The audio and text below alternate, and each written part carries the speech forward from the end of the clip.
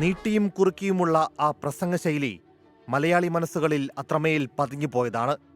Communist പ്രസ്ഥാനത്തിന്റെ ചരിത്രത്തിനൊപ്പം സഞ്ചരിച്ച VS കൂടി വിടവാങ്ങിയതോടെ CPIM-ന്റെ സ്ഥാപക നേതാക്കളെല്ലാം തന്നെ മൺമറഞ്ഞു.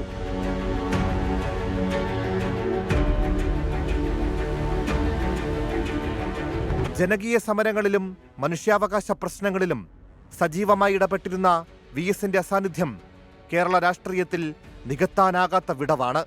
EMS-ഉം K കരുണാകരനും EK നയനാരും ഉമ്മൻചാണ്ടിയും VS-ഉം അടക്കം ഒരു കാലഘട്ടത്തിലെ രാഷ്ട്രീയ അധികായന്മാരെല്ലാം വിടവാങ്ങി. ഇനി VS ഇല്ലാത്ത കേരളമാണ്. സ്ത്രീ സുരക്ഷയ്ക്കായുള്ള മുദ്രാവാക്യങ്ങൾ VS-നേക്കാൾ ശക്തമായി ഒരു മുഖ്യധാര രാഷ്ട്രീയ നേതാവ് ഉയർത്തിയിട്ടുണ്ടോ എന്നത് സംശയമാണ്.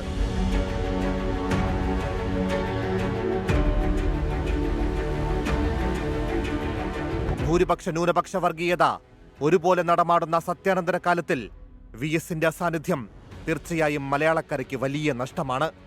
VS എന്ന വൻമരത്തിനും മുകളിലേക്ക് വളർന്നു പന്തലിക്കാൻ ഇനിയൊരു സമരമരത്തിന് സാധ്യമാണോ എന്ന ചോദ്യവും ബാക്കി.